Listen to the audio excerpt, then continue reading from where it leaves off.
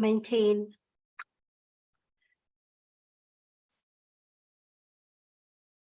silence.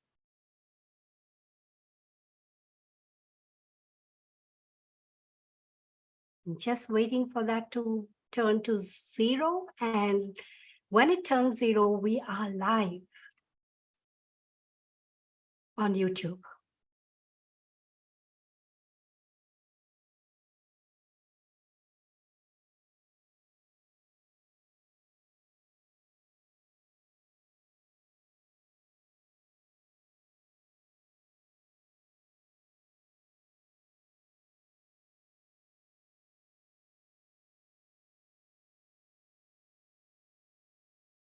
Hello, YouTube and online attendees of this meeting. This is Distinguished Toastmaster Priscilla Dias, and welcome to Kuwait Challengers Toastmasters Club. Joining us is Toastmaster Nameti Akpan, Table Topics Champion of District 20, DTAC 2022-23, who is going to share with us his expertise on table topics through his workshop, Learn the Art of Impromptu Speaking. Toastmaster Nameti is a member of Kuwait Challengers Toastmasters Club and Premier Speakers Toastmasters Club in Nigeria. Welcome, Toastmasters Nameti, and congratulations. First, congratulations on your winning the Table Topics Championship at District 20 DTAC. When you're ready, let the workshop begin. Thank you very much, my mentor and evaluation champion, Toastmaster of the Day, Toastmaster Priscilla Dias, and greetings to everybody, Toastmasters, non-Toastmasters, everyone who is willing to empty their lives so that others can live. I love that speech by Toastmaster Wafa Allman. Thank you very much. Distinguished Toastmasters and guests, is an opportunity to be a part of Kuwait Challengers Club. And today, we'll be looking at impromptu speaking, impromptu speeches. And allow me to share my screen, confirm that you can see my screen. Thank you very much. So today's workshop is on the topic, Learn the Art of Impromptu Speaking. And let me ask you, have you ever been in that situation where you felt like you were called upon to speak, and then suddenly it seemed like your throat was dry, and then your knees were bubbling, and you were sweating in your palms, and then you were shaking? Let me tell you, you are not alone. Almost everyone who is a great public speaker has been there. And it's the very thing we all share in common. It is that trepidation that comes with public speaking. So I'd like you to imagine that you're out in an evening in front of a pool, this particular pool, and then you would love to take a dive into the pool with the serenity, the beauty, the exoticism. But then you keep asking yourself, what if I drown? But then one other thing says to you, just jump in. It's not that deep. You can survive this. Sometimes impromptu speaking is like that. Each time we're called upon to speak without preparation, we always think about what will happen. What's the worst that can happen? What if I drown? But I'm here to tell you, what if you have the skills to jump into this water? What if you had all it takes to just savor the beauty of this still water in that resort, and then you swam and came out? Would your life be different? Let's take a quote by Mark Twain. It actually takes me more than 3 weeks to prepare for a good impromptu speech. That's a quote that I was reminded of by Toastmaster Kajitan, who always reminded us in the club that whether it is impromptu or not, preparation is key. So if you are thinking that impromptu speeches just come to you, without preparation, you can nail it. I like to say that I personally took a whole lifetime to prepare for every speech I make. And so the first thing to notice, even when you are not prepared for the question, realize that everything you've been doing in your life is a preparation for an impromptu speech. So let me ask this question, a sample question. Do you think life is a marathon or a sprint? I want you to put in the chat box. Do you think life is a marathon or a sprint? And the Toastmaster of the day, if you are with me, I'd like you to read the responses of the different people. I want this to be interactive. Okay, do you think I'll life help you is... there. Okay. So for Toastmaster Girija Deshpande says it is a marathon. It is a culmination of both a sprint and marathon, the various circumstances of the life. Thank you, Nameti. Thank you. All right, waiting for the Distinguished answer. Toastmaster Annie Lobo says it is both. Both. Wow, that's powerful. Nice perspective there. Still waiting for more answers. Toastmaster Asha Pradeep says it is both. It's both. All right, thank you. So you have people who say life is a sprint, and you have people who say life is a marathon. And you have people who say life is both a sprint and a marathon. Other people who say life is not a sprint, life is not a marathon. It's neither a sprint nor a marathon. Are there people like that on the call? All right, just hold on there. We're going to come to that. So whether you think life is a sprint or a marathon, you are right. In table topics, there are no wrong or right answers. But before we go to that, let us look at how Toastmasters, the place we belong to, defines table topics. It says table topics is a long-standing Toastmasters tradition intended to help members develop their ability to organize their thoughts quickly and to respond to an impromptu session or topic. And table topics usually begins in our sessions after the prepared speeches. That is how Toastmasters sees it. But can we see the circumstances where you need to speak on your feet in life? Is it only during the Toastmasters meeting? No. Sometimes you could go for a discussion at the panel, and then the chairman asks you, what's your opinion on this? How about hanging out on a date or dinner night? And then someone asks you, well, give the vote of thanks. Or maybe a virtual meeting where you're attending an interview session. Do you know where the questions will come from? Not all the time. So most times we have impromptu speeches every day, anywhere, and anytime. So imagine that we're always prepared. We have the skills. Life will be full of opportunities for us to try the skills. You know, you can think on your feet, you can speak off the cuff. So let us look at the basic principles which I learned on how to give a good impromptu speech. First of all, is listen. You know, a lot of people say you have to learn how to talk. You have to learn how to talk. But sounds counterintuitive. The first principle to be a great impromptu speaker is learning how to listen.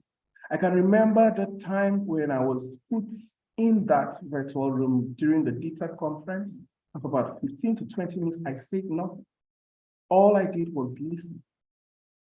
Oftentimes, you have to ensure that whatever you hear, the voice of your soul is what you say first. The second principle is that you have to learn how to pause. For example, if I ask a question, you want to jump into it, you want to say something, but you know you have to just learn that you can take 1, 2, 3, and then share your silence. And then the last principle is you have to volunteer. Volunteering makes you open to opportunities and it drowns your fears. I have been volunteering for table topics for the past 3 years. In fact, when COVID came and I attended meetings online, I ensured that for every meeting I attended, when it was time for table topics, I raised my hand. So if you haven't been raising your hand, each time the table topics master says, it's table topics, we need volunteers, I suggest you try to raise your hand because there are no right or wrong answers. There are no mistakes, only opportunities. I like you to think of that. What skills do we gain from table topics? I talked about listening already. So listening also leads you to learn how to have confidence. I learned that confidence doesn't mean just speaking well. It means to confide in yourself, to trust your intuition, to say the first things that come to your mind. It helps you to learn how to speak and how to think on your feet. Let's go to the crux of the matter in table topics, in impromptu speaking. 3 things you must do if you must be a great table topics speaker. The first one is to learn how to structure your speech. The speech must have a clear opening, a body, and a conclusion.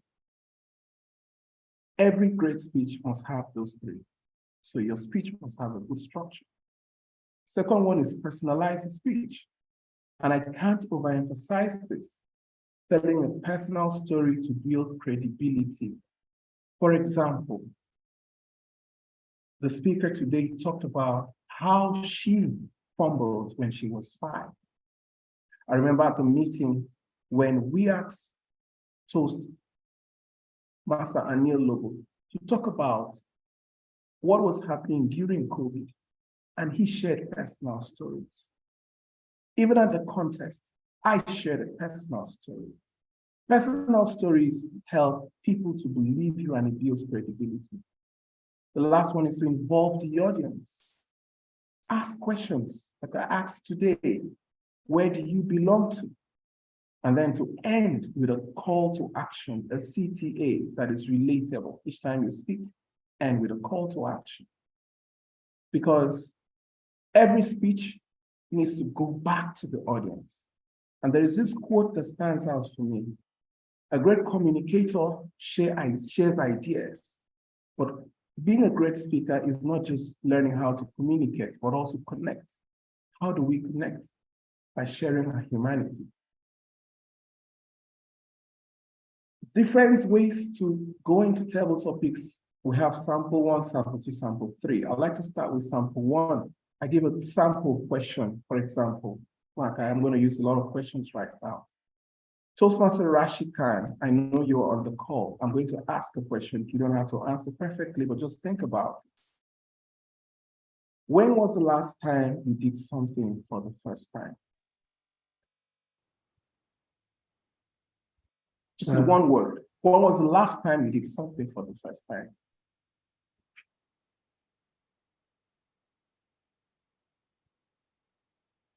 My first time in 2017, I attended the Toastmaster meeting. It was my first time. Thank you. Don't say any more. Don't say any more. Thank you very much. All right, so I'll ask another question. Toastmaster Anil Lobo, can I ask you this question? Are you on the call, please confirm?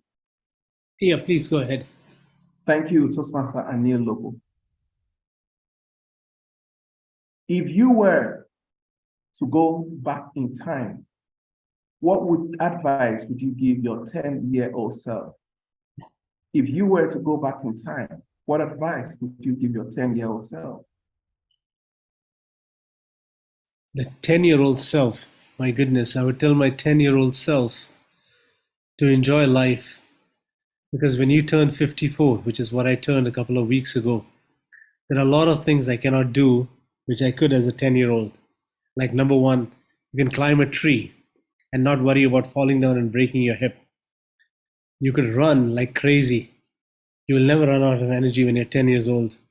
Now, when you're 54, you have to worry about getting a heart attack if you do too much exercise. And the third thing I would tell a 10-year-old, eat everything. There is no cholesterol when you're 10 years old. When you're 54, you have to worry about blood pressure, diabetes, putting on weight, and all the other things. So 10-year-old Anil, just live life like as if you're going to be 10 forever. Thank you. Thank you very much. That was a full response, and I love to give him a round of applause. Wow. Thank you very much. So you see, jumping into the question, using the cause, effect, and remedy. The cause, effect, and remedy is what you would have done yesterday that would have changed everything today. What you would have done yesterday that would have changed everything today. And going to the past is what you use the past, come to the present, and go to the future in your response. So you can say, when I was 10, this is what I did. Now I am an adult. This is what I'm doing. In my future, this is what I want to do. Till in your response. So let me quickly go into the different kinds of questions we have in table topics. Who do you sometimes compare yourself to? That's a huge question. Who? That means you have to talk about somebody. When was the last time you tried something new? Like I asked today, what life lesson did you learn the hard way? That's a what question. If you could grant one wish, what would you wish for? And then time waits for no one. And then the one in data, the grass is greener where you water it. These are all sample questions. So in all answering these questions, there's a principle that Toastmasters recommends, which I will share with you today. It says the 6 honest serving men, having what happened, why it happened, when it happened, how it happened, where it happened, and who were the people these things happened to. When once you can answer all those questions, 1 to 2 minutes will be gone. Distinguished Toastmasters and guests, we have to be confident, we have to be authentic. And lastly, we don't just have to be confident and authentic, we have to be eccentric. The last quote which I would leave with you, and let me talk about eccentricity. If everyone is talking about left, go right. If everyone is going left, go right. If everyone is going right, go left. It's like being a red apple in a group of green apples. Each time you're giving a table topic response or having an impromptu speech, always say something different. This quote by Fred Miller sums it all, and it goes this way. The worst speech you will ever give will be far better than the one you never give. So I ask you, what are you waiting for? If you want to jump into the water, probably you can end up a champion. Thank you for this opportunity, and thank you for the time. Back to you, Toastmaster of the Day, and thank you, Kuwait Challengers Club, for giving me this opportunity. Thank you.